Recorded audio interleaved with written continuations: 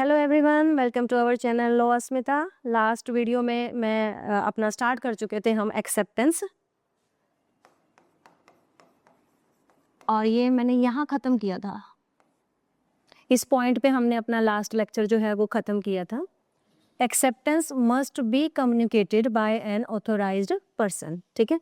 और जो केस हमने डिस्कस किया था वो हमने केस डिस्कस किया था पोवेल वर्सेस ली, ठीक है। अब इसमें क्या था, इस पॉइंट में हमारे पास दो बातें होगी, ठीक है ना। एक तो पहला, acceptance must be communicated. Must be communicated का मतलब कि एक्सेप्टेंस जो है वो किसके पास चले जाने चाहिए, ऑफरर के पास आ जाने चाहिए। दूसरा पॉइंट कि जो एक्सेप्टेंस है वो कौन करेगा, एक ऑथोराइज्ड पर्सन ही करेगा। अनऑथोराइज्ड पर्सन की एक्सेप्टेंस अपने आप में कोई मायने नहीं रखती। केस हमने किया था पोवेल वर्सेस ली, जिसमें हेडमास्टर के लिए पोस्ट के लिए उसने अप्लाई किया था पोवेल ने। तो ये हमारा यहाँ तक तो हो गया था, ये तो लास्ट लेक्चर है, ठीक है। अच्छा, इसके बाद हमने आज जो है वो स्टार्ट करनी है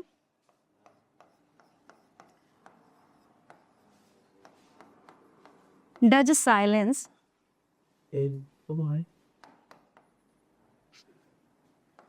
अमाउंट टू एक्सेप्टेंस।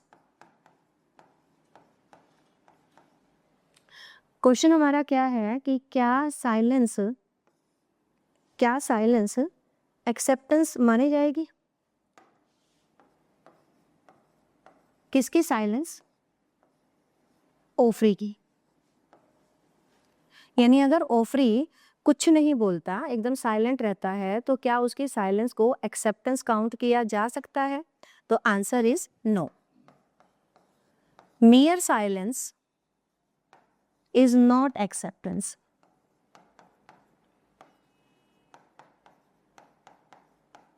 ठीक है, एग्जाम्पल देखो आप इसका।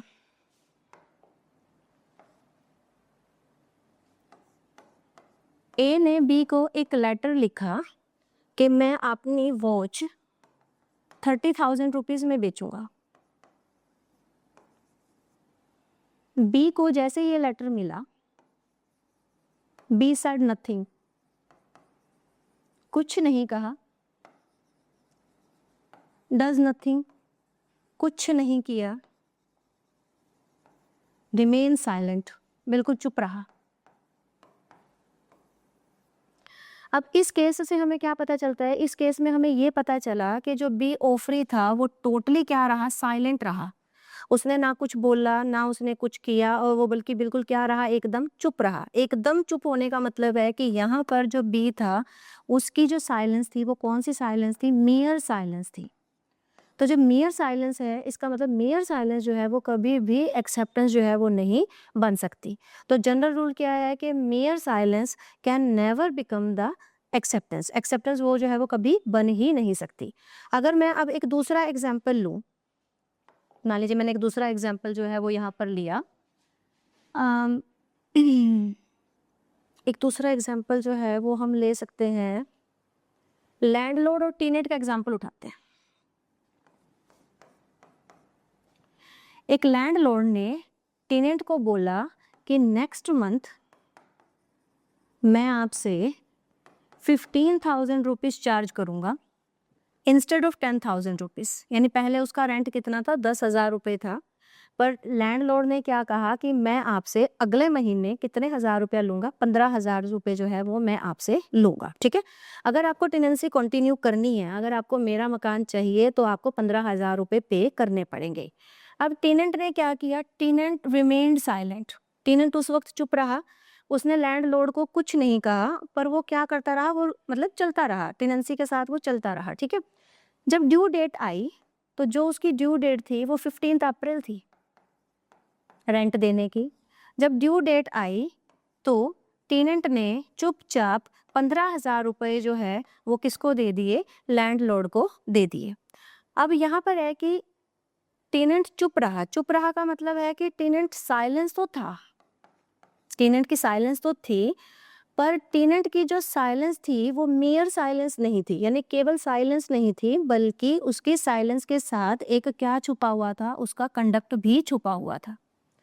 और कंडक्ट क्या था कि लैंडलॉर्ड ने कितने हजार रुपए मांगे, 15,000 रुपए मांगे और टेनेंट ने वो 15,000 रुपए उसको दे दिए। इसका मतलब है कि जो टेनेंट का कंडक्ट है वो क्या शो कर रहा था, शोइंग द असेंट, यानी वो ऑफरी की क्या शो कर रहा था, उसकी असेंट, उसकी सहमति शो कर रहा था कि वो कह रहा था कि मतलब उसकी सहमति थी कि ठीक है, गुड, अगर आपको 15,000 रुपए चाहिए तो मैं आपको 15,000 रुपए दे दूंगा। तो यहाँ पर क्या है कि साइलेंस नहीं है, मियर साइलेंस नहीं है, बल्कि साइलेंस के साथ क्या है, कंडक्ट भी है। और कैसा कंडक्ट है, कंडक्ट है शोइंग द असेंट। तो अगर इस तरह का कोई मतलब कॉम्बिनेशन बनता है कि साइलेंस के साथ अगर कंडक्ट भी आता है, तो अगर ये कॉम्बिनेशन बनता है तो हम कहेंगे कि यहाँ पर क्या हो रही है, एक्सेप्टेंस हो रही है। पहले वाले केस में क्या था, पहले वाले केस में बंदे ने कुछ बोला ही नहीं था, मियर साइलेंस थी। बट इस केस में मियर साइलेंस नहीं है, बल्कि साइलेंस के साथ क्या है, यहाँ पर कंडक्ट भी है। और कैसा कंडक्ट है, शोइंग द असेंट। ठीक है, अब यहाँ पर हम एक केस डिस्कस करेंगे, बहुत इंपॉर्टेंट केस है ये। केस का नाम क्या है, felt house versus बिंडले।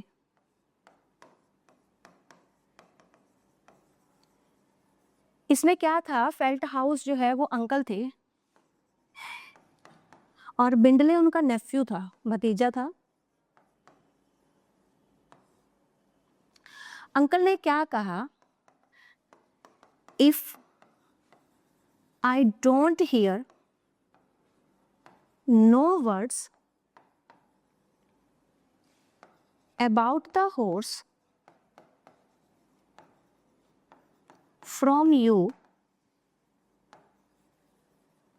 I will assume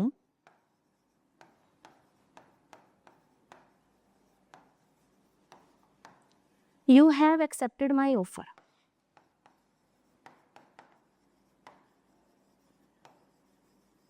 Or horse would be mine. असल में हुआ क्या था, जो फेल्ट हाउस था वो बिंडले का एक हॉर्स लेना चाहता था। ठीक है, फेल्ट हाउस ने बिंडले को एक ऑफर दिया और ये कहा कि अगर आपकी तरफ से कुछ नहीं होता, मतलब if I don't hear no words about the horse from you, अगर मैं घोड़े के बारे में, हॉर्स के बारे में आपकी तरफ से कुछ नहीं सुनता, तो मैं एज्यूम करके चलूंगा कि आपने मेरा ऑफर जो है वो एक्सेप्ट कर लिया है। कहने का मतलब कि मैं एज्यूम करके चलूंगा कि ये घोड़ा जो है वो क्या है, मेरा है। ठीक है, अब इसमें क्या हुआ कि फिर बिंडले ने, ये हो गया, बिंडले ने क्या किया, कुछ नहीं कहा। अंकल को तो उसने कुछ नहीं कहा, बिल्कुल साइलेंट रहा। बट उसने अपने ऑक्शनियर को बोला, कीप दिस हॉर्स असाइड, इस घोड़े को साइड में रख दो, because I wanted to sell it to my uncle, क्योंकि मैं इसे अपने अंकल को बेचना चाहता हूँ। ठीक है, ये इस केस के फैक्ट्स हैं। अब वन बाय वन हम इस केस को डिस्कस करते हैं। ठीक है, पहली बात, अंकल ने क्या बोला कि मैं, अगर आप कुछ नहीं बोलते, अगर आप कुछ नहीं बोलते का मतलब अगर आप साइलेंट रहते हैं तो मैं ये मान के चलूंगा कि आपने मेरे ऑफर को क्या कर लिया, एक्सेप्ट कर लिया। ठीक है, क्लियर। दूसरा, बिंडले ने क्या कहा, बिंडले साइलेंट रहा, बिंडले उस वक्त कुछ नहीं बोला। बट यस, बिंडले ने अपने ऑक्शनियर को ये जरूर कहा कि इस घोड़े को साइड में कर दो, क्योंकि मैं इस घोड़े को अपने अंकल को बेचना है, मैं उसको बेचना चाहता हूँ। ठीक है, क्लियर है इतना।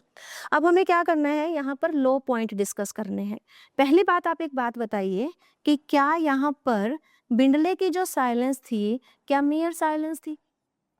पहला क्वेश्चन, क्या बिंडले मियर साइलेंट था? मियर का मतलब सिर्फ साइलेंट है, कुछ भी नहीं हो रहा, तो आंसर इज नो। बिंडले जो है वो मियर साइलेंट नहीं था। दूसरा क्वेश्चन, क्या साइलेंस किसी कंडक्ट के साथ कंबाइन हो रही थी? तो आंसर इज यस। कंडक्ट क्या था बिंडले का? बिंडले का कंडक्ट क्या था? घोड़े को साइड में रखना ताकि वो क्या कर सके, उसको बेच सके। ठीक है, क्लियर है। तो अब आप एक बात बताइए, साइलेंस प्लस कंडक्ट, अभी मैंने आपको थोड़ा सी देर पहले ही बताया है कि अगर साइलेंस कंडक्ट के साथ कंबाइन हो जाती है तो it may amount to the acceptance. ठीक है, और अगर एक्सेप्टेंस होती है तो यहाँ पर क्या बनता है, कॉन्ट्रैक्ट बनता है। ठीक है, बट हुआ क्या, इस केस में कोर्ट ने कहा नो कॉन्ट्रैक्ट इज फॉर्म्ड, वही कोई भी कॉन्ट्रैक्ट नहीं बनेगा। क्यों? क्योंकि यहाँ पर बिंडले जो है वो क्या रहा था, साइलेंट रहा था। क्लियर? तभी इस केस को ना, इस केस में एक जनरल रूल तो बना दिया कि मियर साइलेंस इज नॉट एक्सेप्टेंस, कोई एक्सेप्टेंस नहीं होती, ठीक है। बट इस केस को जो है वो बहुत ज्यादा क्रिटिसिज्म हुआ था इस केस का। This case was criticised by many jurist, बहुत सारे ज्यूरिस्ट ने इस केस को क्या किया था, मतलब क्रिटिसाइज किया था। और क्यों क्रिटिसाइज किया था ये मैं रब कर दूं। Many jurist criticised this case on the ground that, किस ग्राउंड पे उन्होंने क्रिटिसाइज किया था, उन्होंने ये बोला कि इस केस के अंदर जो इम्प्लाइड एक्सेप्टेंस थी उसको कंप्लीटली इग्नोर किया गया। मैंने आपको पहले बताया था कि जस्ट लाइक ऑफर की तरह एक्सेप्टेंस भी दो प्रकार की होती है। एक्सेप्टेंस एक्सप्रेस भी हो सकती है और एक्सेप्टेंस जो है वो इम्प्लाइड भी हो सकती है, ठीक है। एक्सप्रेस का मतलब इन वर्ड्स और इम्प्लाइड का मतलब बाय कंडक्ट, ठीक है। बिंडले ने कुछ नहीं कहा, कुछ नहीं कहा का मतलब है कि एक्सप्रेस कम्युनिकेशन तो हुई नहीं, शब्द नहीं थे, साइलेंट था, तो इसका मतलब है कि एक्सप्रेस तो नहीं था। बट क्या आप कह सकते हो कि इम्प्लाइड भी नहीं था? क्या उसका ऐसा कंडक्ट नहीं था जो उसकी असेंट को शो कर रहा था? नहीं, बिंडले का कंडक्ट था, ऐसा कंडक्ट था जिससे हम इन्फर कर सकते थे कि बिंडले ने उस ऑफर को क्या किया था, एक्सेप्ट किया था। तो यहाँ एक्सप्रेस एक्सेप्टेंस नहीं थी, बट यहाँ पर इम्प्लाइड एक्सेप्टेंस थी। और इम्प्लाइड एक्सेप्टेंस एक वैलिड एक्सेप्टेंस होती है, आप उसे इग्नोर नहीं कर सकते। बट इस केस में इम्प्लाइड एक्सेप्टेंस को क्या किया था, कोर्ट ने बिल्कुल खारिज कर दिया था। इसीलिए इस जजमेंट को जो है वो क्या किया था, बहुत ज़्यादा क्रिटिसाइज किया था। बाद में आप देखोगे तो बहुत सारे केसेस ऐसे हैं जिसमें आप देखेंगे कि साइलेंस के साथ अगर कंडक्ट मैच हो जाता है, कंबाइन हो जाता है, और वो भी कौन सा कंडक्ट, जिसमें ऑफरी की असेंट का हमें पता चलता है, तो उस कम्बिनेशन को हम एक वैलिड एक्सेप्टेंस जो है वो बोल सकते हैं। ठीक है, इतना क्लियर है आपको? तो अभी तक हमने क्या कहा, mayor silence can never become the acceptance. Mayor silence तो कभी एक्सेप्टेंस होगी ही नहीं, ये तो अपने दिमाग में बिठा लीजिए, ठीक है। दूसरा कॉम्बिनेशन मैंने आपको बता दिया कि अगर साइलेंस के साथ अगर कंडक्ट कंबाइन हो जाता है तो वो एक्सेप्टेंस बन सकती है, और it depends upon the facts and the circumstances of the cases, ठीक है। तो जैसे फेल्ट हाउस वर्सेस बिंडले में बोल दिया कि नहीं भाई, उसको आप लायबल नहीं कर सकते बिंडले को, बट इस केस को क्रिटिसाइज किया गया था। और किस ग्राउंड पे क्रिटिसाइज किया गया था कि यहाँ पर इम्प्लाइड एक्सेप्टेंस का जो कंसेप्ट था उसे टोटली इग्नोर कर दिया गया था। ठीक है, क्लियर है इतना? तो यहाँ तक हो गया आपका। अच्छा, उसके बाद एक और हम कर लेते हैं कि बहुत सारी सिचुएशंस ऐसी होती है, इसके अलावा मतलब इसके अलावा बहुत सारी सिचुएशन ऐसी हो जाती हैं जहाँ पर हम कहेंगे कि साइलेंस है बट फिर भी एक्सेप्टेंस है, ठीक है। तो उसमें हम एक पॉइंट लगाएंगे, इफ द पार्टीज, अगर पार्टीज म्यूचुअली एग्री, मैंने देखो कौन सा वर्ड यूज किया है, म्यूचुअली एग्री वर्ड यूज किया मैंने। If the parties mutually agree that silence will indicate consent, ठीक है। अगर पार्टीज म्यूचुअली एग्री हो जाती हैं कि ठीक है हम साइलेंस को क्या मानेंगे, कंसेंट मानेंगे, तो इस केस में भी आप वैलिड एक्सेप्टेंस जो है वो कंसीडर कर सकते हैं, ठीक है। एक छोटा सा एग्जांपल लेते हैं। एग्जांपल क्या है, बॉय और गर्ल है, ठीक है। लड़के ने लड़की को बोला कि मैं आपको मैरिज का प्रपोजल दूंगा, मैं आपको शादी का प्रपोजल दूंगा, और अगर आपने कुछ नहीं कहा ना तो फिर मैं क्या करूंगा, आपकी चुप्पी को आपकी एक्सेप्टेंस मान लूंगा कि आप शादी के लिए जो है वो तैयार हो चुकी हैं। लड़की ने कहा ओके, ठीक है, ओके। अब आप एक बात बताइए, प्रपोजल देने से पहले लड़का और लड़की आपस में क्या हो रहे हैं, एग्री हो रहे हैं, ठीक है ना। लड़के ने कहा ठीक है मैं मान लूँ, लड़की ने कहा ठीक है अगर मैं कुछ ना बोली तो आप मेरी एक्सेप्टेंस जो है वो मान सकते हैं। अब यहाँ पर क्या है कि दोनों पार्टीज पहले से ही म्यूचुअली एग्री हो गई हैं आपस में एक दूसरे से कि ठीक है अगर हम चुप रहते हैं तो आप हमारी कंसेंट उसको मान सकते हैं, ठीक है, क्लियर है। अब हुआ क्या, नेक्स्ट डे अब बॉय ने क्या किया, लड़के ने लड़की को मैरिज का प्रपोजल दे दिया। ठीक, लड़की कुछ नहीं बोली, मुस्कुराई और चली गई। ठीक है, अब जब लड़की कुछ नहीं बोली, मुस्कुरा करके चली गई, तो अब आप एक बात बताइए, वो कुछ नहीं बोली, ओके, साइलेंट थी। ठीक है, एक मिनट, लड़की साइलेंट थी, प्लस लड़की का कंडक्ट भी तो था, अभी थोड़ी देर पहले हमने कहा था। लड़की का कंडक्ट क्या था कि वो मुस्कुराई और मुस्कुरा करके चली गई। अब उसका जो मुस्कुराना था वो क्या शो करता है, उसके असेंट को शो करता है, उसके मतलब कंसेंट दे रही है वो अपना इस प्रपोजल के लिए। अगर मान लीजिए लड़की मुस्कुराने की बजाय उसको घूर के जाती, उसको स्टेयर करती रहती, घूर घूर के उसको देखती रहती, तो अब आप एक बात बताओ, अब यहाँ पर जो लड़की का कंडक्ट था वो क्या शो करता है कि वो शादी के लिए तैयार है या उसके मतलब लड़के की थप्पड़ी मारने वाली है। ठीक है ना, तो यहाँ पर क्या हो गया, कंडक्ट भी हो गया। ठीक है ना, अगर वो स्माइल करके मुस्कुरा करके जा रही है, इसका मतलब वो अपनी असेंट दे रही है। अगर वो उसको घूर घूर के जा रही है, इसका मतलब है कि वो अपनी असेंट नहीं दे रही। तो यहाँ पर क्या हो रहा है, कंडक्ट, जो हमने पहला पॉइंट डिस्कस किया था, और इसी वाले को हम यहाँ भी डिस्कस कर सकते हैं, क्योंकि दोनों पार्टीज ने आपस में म्यूचुअली एग्रीमेंट हुआ ही था दोनों का कि ठीक है, अगर मैं नहीं बोलती तो आप मेरी साइलेंस को क्या मानेंगे, एक्सेप्टेंस मानेंगे। ठीक है, तो दोनों पॉइंट में ये वाला जो है हमारा एग्जाम्पल, वो दोनों में ही लाई करता है। अगर स्माइल या स्टेयरिंग का एग्जाम्पल लेते हो तो कंडक्ट कर सकते हो, अगर लड़की कुछ नहीं कहती और चुपचाप चली जाती है, तब भी हम उसकी क्या मानेंगे, उसकी एक्सेप्टेंस मानेंगे। ठीक है, क्लियर है, तो एक ये दूसरा पॉइंट हमारा ये हो गया।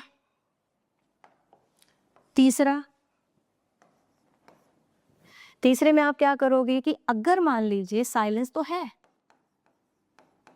ठीक है, प्लस नोइंगली रिसीविंग बेनिफिट।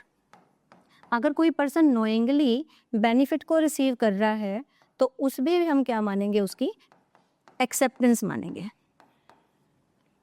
ठीक है, क्लियर, कैसे, देखो, 2 हाउसेज हैं, एडजेसेंट हाउसेज हैं।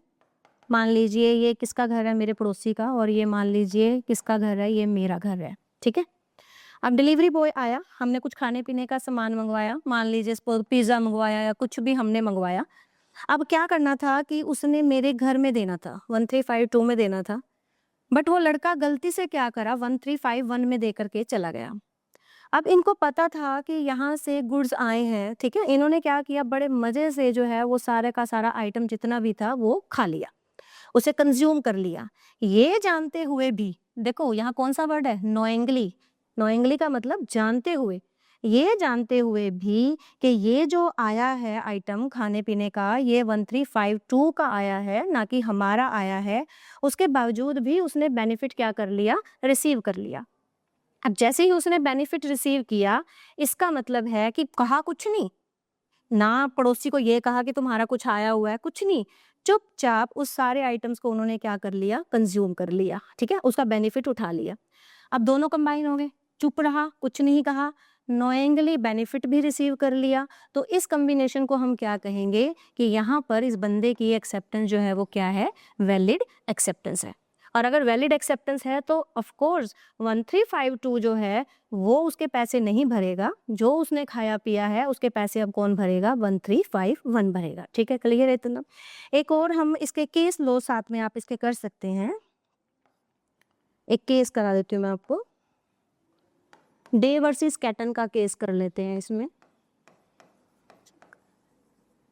इसी के ऊपर हम डे वर्सेस कैटन का केस कर लेते हैं। देखो, डे और कैटन जो है ना पड़ोसी थे, ठीक है, और इनके यहाँ पर इन्होंने मकान बनाना था और इन दोनों के प्लॉट्स के बीच में ये एक एडजेसेंट जो है ना, दोनों के बीच में एक कॉमन बाउंड्री थी।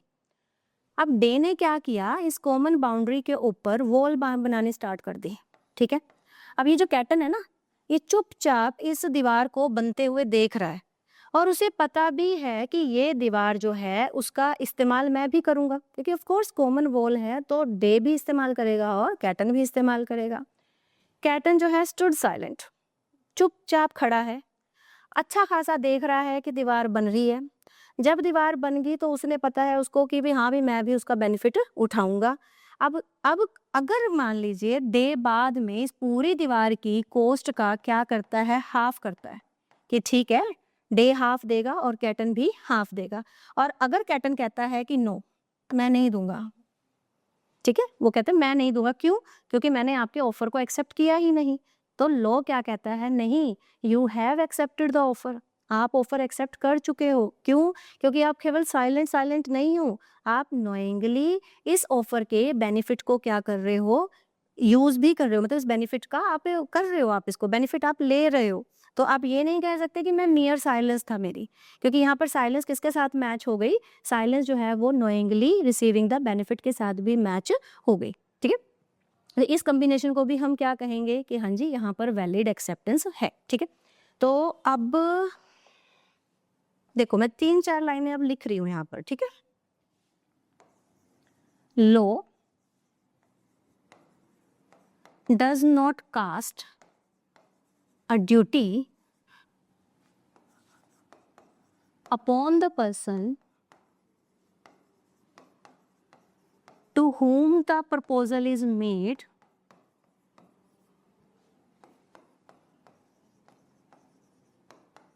to reply to that proposal, and hence offer cannot be accepted by mere silence of the offeree. Therefore, as a general rule,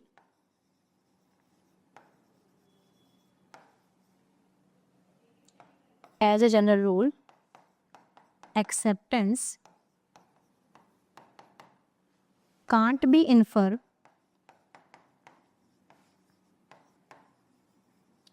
from the silence on the part of the offeree.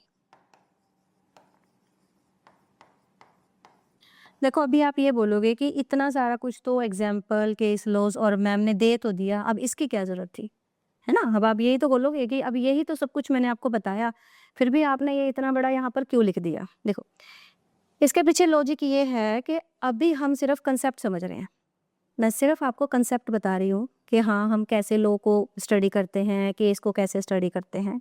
But maximum जो students होते हैं उनकी problem ये होती है कि वो अपनी वाली बात को, अपनी बात को पेपर पे लिख ही नहीं सकते, ठीक है ना। उन्हें यही नहीं पता चलता कि वो क्या लिख रहे हैं क्या नहीं लिख रहे हैं। अब मैंने आपको समझाया, मैंने आपको सारा कंसेप्ट क्लियर किया, बट अगर मैं आपको कहूँ कि 4 या 5 लाइनें आप लिख दीजिए जो भी कुछ मैंने किया है, उसमें भी वो सोच में पड़ जाते हैं भाई हमें क्या लिखना है क्या नहीं लिखना।